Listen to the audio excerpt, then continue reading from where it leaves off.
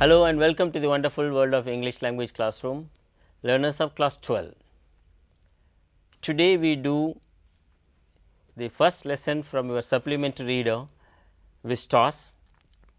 Learners, you are aware and you know that this is a supplementary reader meant for extensive reading and reading for pleasure. So, learners, we will discuss in such a way that you read the story and reread the story in order to understand, analyze, interpret the ideas and extrapolate. Learners, to do today's lesson with me is Dr. Amit Ranjan, member of faculty, from Central Institute of Educational Technology NCERT, and we will together, of course, with you learners will do this lesson. Amit, let me begin with asking you a question, and of course to your learners. Have you ever heard of strange stories which you feel that it's unbelievable? Thanks a lot, Meghnathan, for that question. It's an intriguing question, and I have not just heard such stories, I have also experienced them. So, for example, I went to Pune University, where there is this grave of Alice Richmond, a 26-year-old girl who died in Bombay. That's another story altogether. I will not get into it. But on her grave was written, Alice Richmond, born 1856, Melrose, South Australia, died January 14, 1882 of cholera. After that, the next part of the epitaph says, died at this spot and is buried at this very spot. Oh, it's interesting how a person is buried in the same spot he died. Exactly, but a year later, when I got obsessed with this idea in the grave and started researching on it, a year later when I returned, the thing was missing. It was not written on. How? It's strange, no? Why did they remove it? Or no, I had just imagined it. And a couple of years later, I went to Meerut, Sardana, where there is this church built in the Italian style by Begum Samru. There is a grave of a priest which says exactly the same thing, died at this spot and is buried at this very spot. But you so I had a premonition of something that is going to happen a couple of years later. Oh, fine. I was hallucinating. But it was not there in Pune. It was not there in Pune. So, learners, sometimes we dream in which we ourselves appear in the dream, but you couldn't believe that. Oh, I suppose I am an old priest like, or I am an old man or old farmer, this kind of dream sometimes exactly. I also have experienced. Then when we tell people, they said no, this is your lost birth or something else. I don't know whether you believe it or not, but some strange things do happen. Yeah, indeed. Fine. Learners and Amit, we will read the short story, the third level by Jack Finney in your supplementary reader, lesson 1. So, let us first learn the objectives of the lesson, or at the end of this lesson, learners, you will be able to read the short story, the third level with the understanding, identify events and the main ideas of the story, and also how the ideas are sequenced in order to build up a short story. The second objective, learners, we will appreciate the story and interpret the events and theme of the story and connect with our personal experience. The way Amit brought out some of the personal experiences of strange things, here also the narrator is going to tell us some strange feelings, strange ideas, strange happening. So, we will connect with our own experience. Fine, Amit. So, learners, we will now present you the story in short. So, let me request Amit to read some of the events in the story from the beginning. Yeah, please. So, we will present a quick summary in points, but of course, there is no substitute to reading. So, you should read this very nice story a few times over. The narrator of the story, Charlie, a 31-year-old young man, believes that there is a third level in the Grand Central Station of New York, which everybody knows has only 2 levels. When he tells his psychiatrist friend, the latter opines that Charlie wants to escape from the present. For him, the present was rife with fear, insecurity and anxiety. Charlie says that he is a philatelist. A philatelist means a stamp collector. It's a new word for you to learn. Charlie says that he is a philatelist, and that could by the psychiatrist's logic, be an escape from the present. He justifies that it is not so, because his grandfather used to collect stamps, and so did the famous President Roosevelt, also collect stamps. One day, Charlie works till late in his office and is now getting back home. Charlie decides to take the subway from the Grand Central because he wants to get home faster than the bus. His wife Louisa would be waiting for him. Charlie goes to the first level where Charlie says people take trains like the 20th century, the train that was operational between the years 1902 to 1967, ran from Grand Central in the New York City to Chicago City. Then he walks down to the second level where the suburban trains leave from, and Charlie loses his way in the maze of subways and tunnels. He moves hither and thither, that is here and there, and finds himself in a new place every time. Charlie is worried and feels that the Grand Central is growing like a tree root, pushing out new corridors and staircases. He reaches a place where he finds himself alone. It is a dark, desolate tunnel where all he can hear is the echoes of his own footsteps. He continues walking through the tunnel despite the uncertainty and reaches another level which he thought was the second level. But to his surprise, it is a different place altogether. He notices that the objects there are very different. Most of the things were antique looking there. The man in the booth is wearing a green eye shade and long black sleeve protectors. The lights are dim and a sort of flickering. They have open flame gas lights and therefore the flicker. Everyone there looks and is dressed like 1819 something, that is 19th century people. The train, the locomotive engine is like a funnel shaped stack, the old engines. Amit. He finds in a stack of newspapers the world and the headline story about the then President Cleveland. The date on the newspaper is June 11, 1894. Charlie goes to buy tickets for Galesburg, Illinois, and gives the money. Meanwhile, the narrator tells us that it was 1894 and the two world wars had not happened, and people could not even think of having such wars. He gives the money to the man at the counter, and the seller retorts, "This is not money, mister, and if you are trying to skin me, you won't get very far."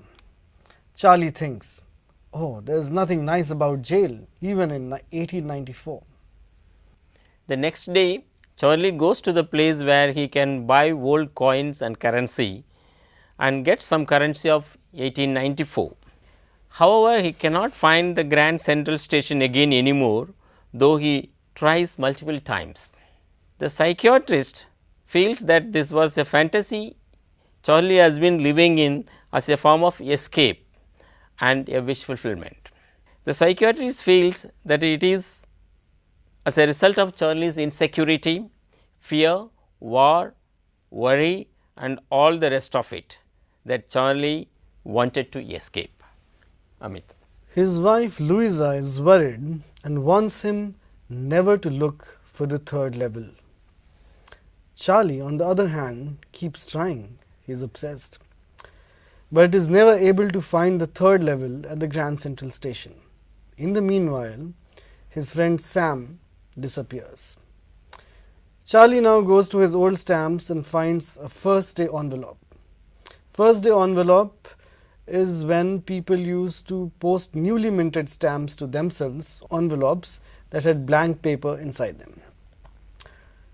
Charlie finds a letter in the first day envelope of his grandfather's collection, and it reads. So before I read the letter, let's recapitulate that this is the present day. So the story is from 1950, and Charlie is going through the stamp collection of his grandfather. Yes. And there's a first day envelope.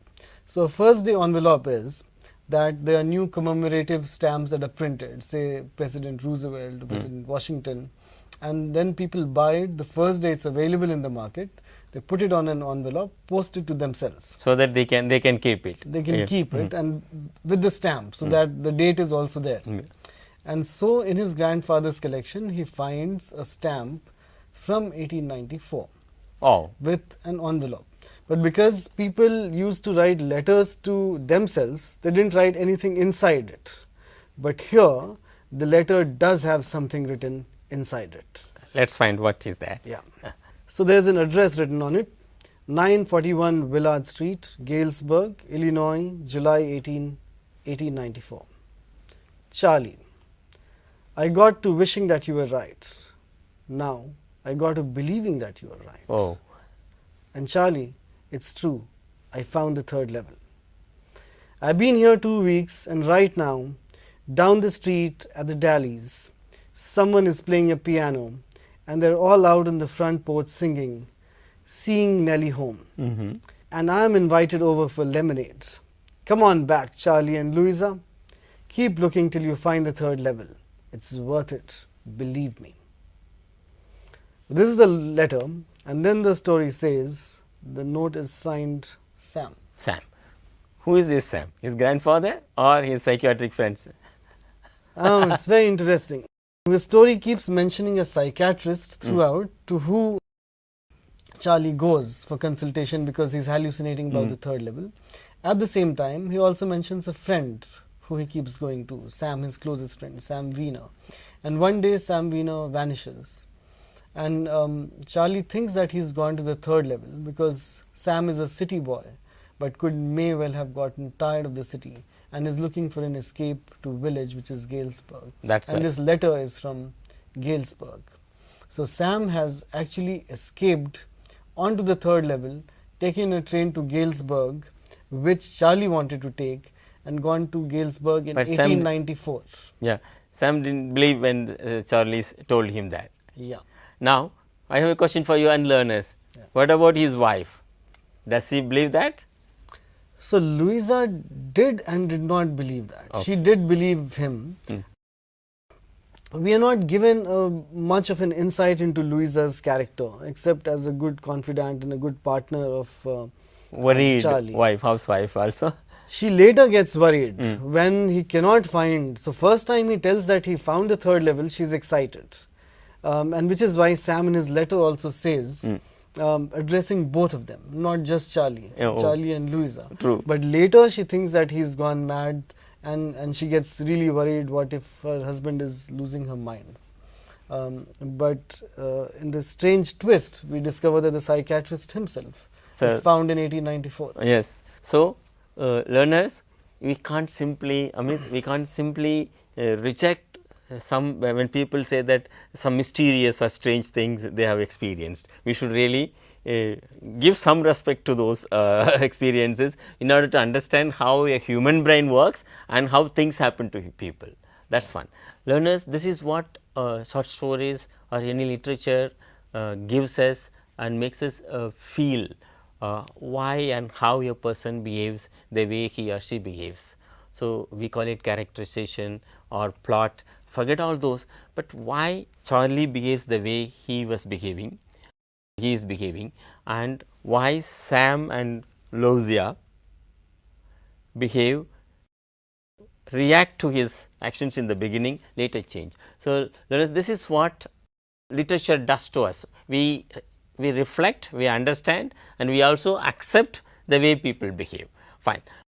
Amit and learners, this is, you will have to read again in order to understand it deeper. We hope and we believe that you will be doing it.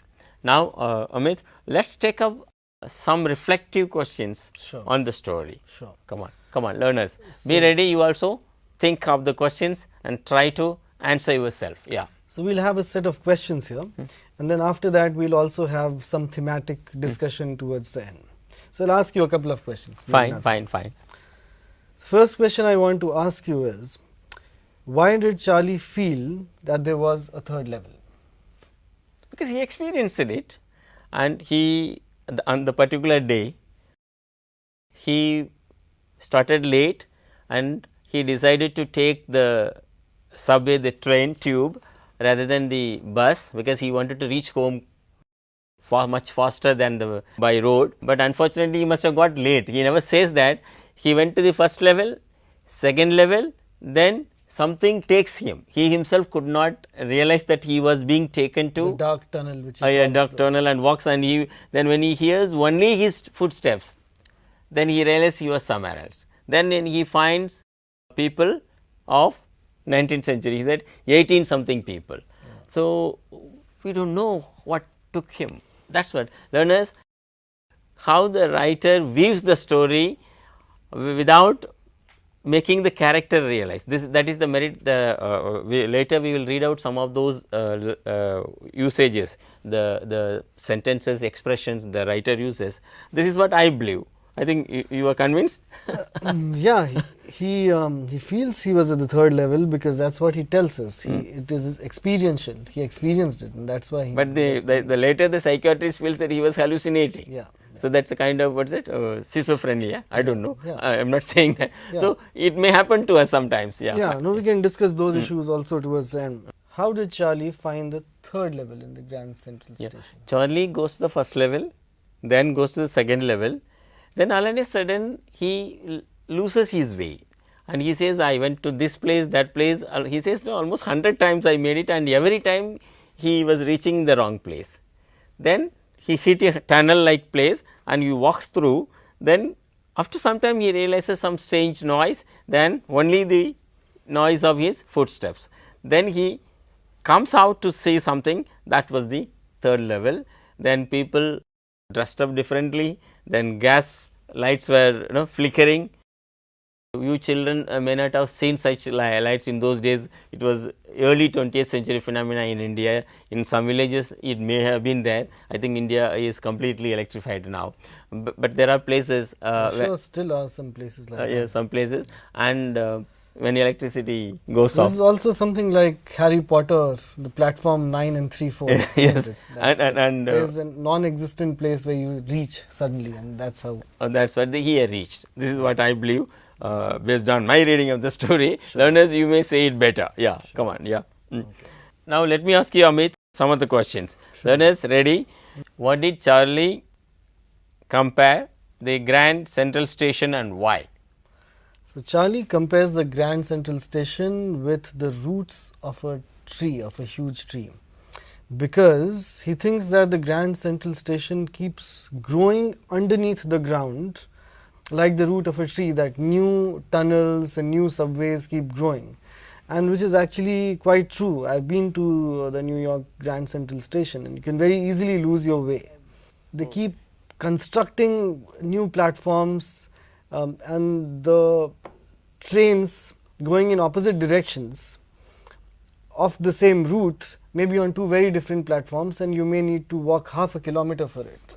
So and underground? Underground, all of it.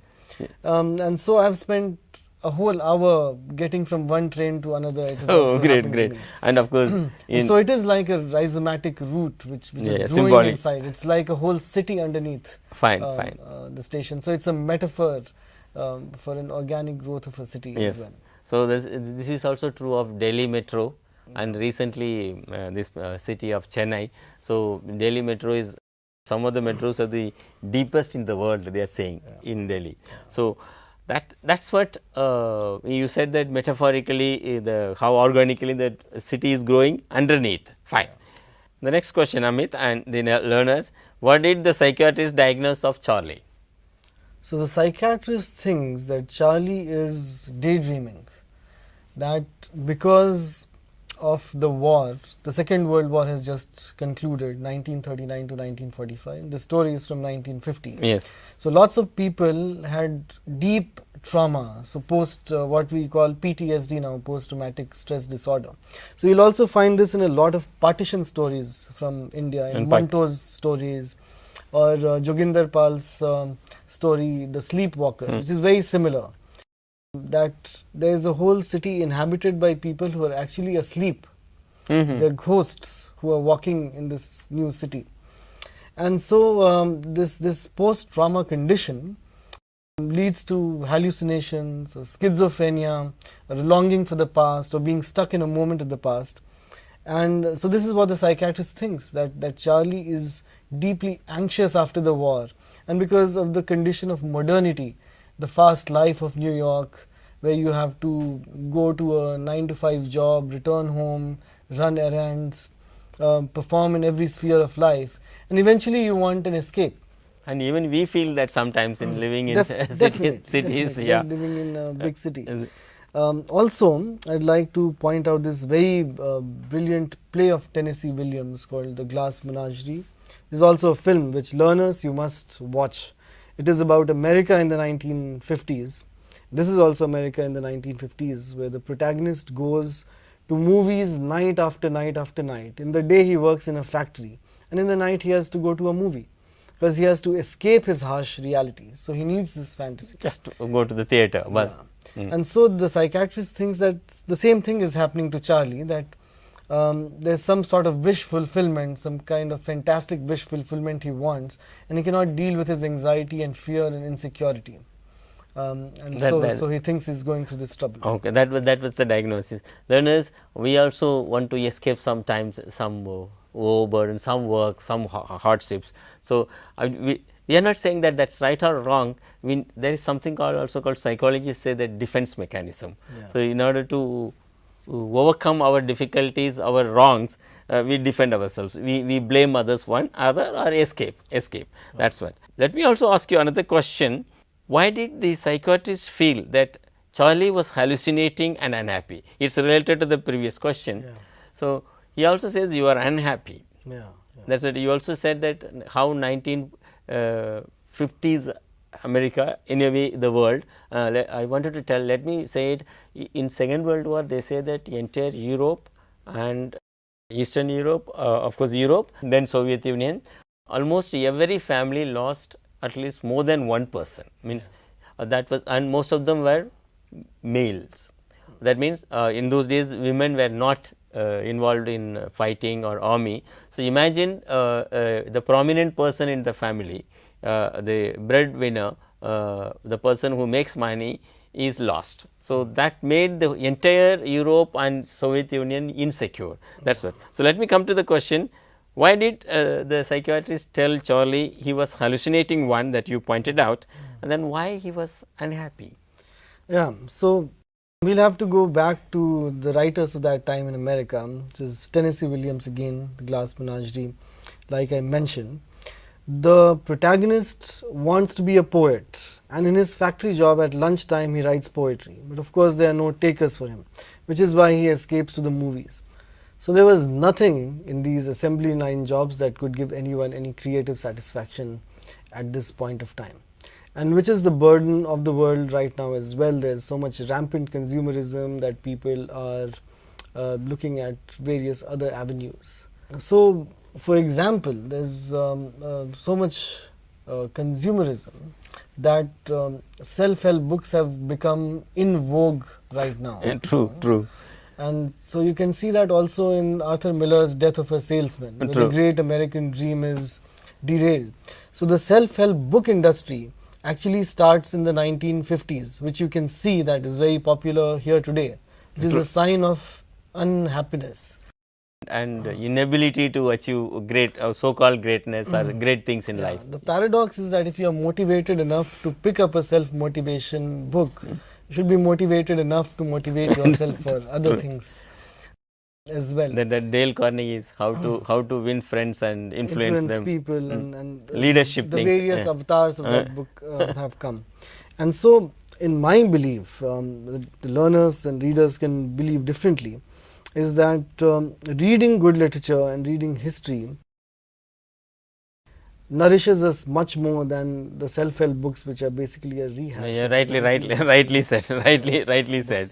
I agree with you. Learners, that's why we have a lot of creative writing, short stories in this book, and this book is, as Amit has rightly pointed out, we have aimed at nurturing your emotions, feelings in the right way, and through promoting reading, extensive reading for pleasure.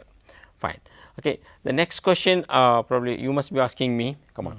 So now I want to ask you a question, Meghnadhan. Why did Charlie feel that stamp collection is not an escape from present and the reality? Okay. First of all, let me tell you what he feels in the story. He says that stamp collection it's not, because he says that even American president does it. That is one. Another is how,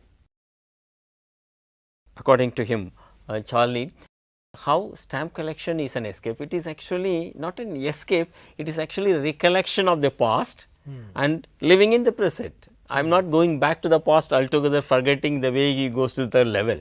So, he believes that though the psychiatrist tells that you are a stamp collector, philatelist, because you want to escape from the real current present, but it is not true. That is what he feels. But let me also tell what I feel as a reader of the story. Stamp collection can be an escape. There are some of my students as well as some of my colleagues as teachers, we are obsessed with history. Some are obsessed with the ancient past, some of them are obsessed with the recent past, some left leaned persons, they believe that this Russian revolution or French revolution are glorious things. Of course, they were glorious things, but times have moved. Some of us or many of us fail to recognize, accept, that though revolutionary times were required probably, now the world is much more informed and much more transformed. So, we may not need those kind of bloodshed, but some of us feel this one, and another group might feel that our ancient past was glorious. So, how will you take it up? So, it is a kind of, to me, an escape. I do not know what the learners will feel, but one thing is sure, human mind, though we live in 2020, we do not actually live in the current present, we live in the past, because we have been carrying the past on our shoulders and in mind, and we also keep our future in mind. So, the time past, time present and time future, I think T.S. Eliot's poem, no? T.S. Eliot's poem where he says that time future and time present are contained in the time past. So, he puts the onus on history for everything, that we are what we are because of what we have been, because of our context. It is a complicated idea. The past has definitely got a lot of bearing on our present, and which is why we are so obsessed with historical debates. If it were merely fact, it would not matter, but it's a matter of opinion and interpretation always, which is why history matters. Fine. So, learners, Amit pointed out the poem T.S. Eliot's 4 quartets, 4 quartets. It talks about past, present. You may not understand deep, but take a look at it. Come on. Then the next question. Next question is, what do people do with the first day envelope? Well, it is very, very informative question.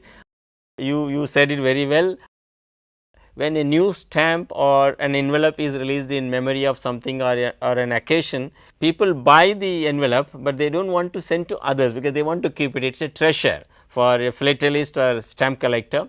So, they put a blank paper into it and paste it, seal it, then address to themselves, so that they can keep it themselves. That is what. And even today, I have done it for myself. And I remember in 10 years ago, some important occasion, it is relating to my place, that then I posted to myself. So, it is a treasure, I do not want somebody to take, because generally it is sold at higher price, no? Right. That is also there.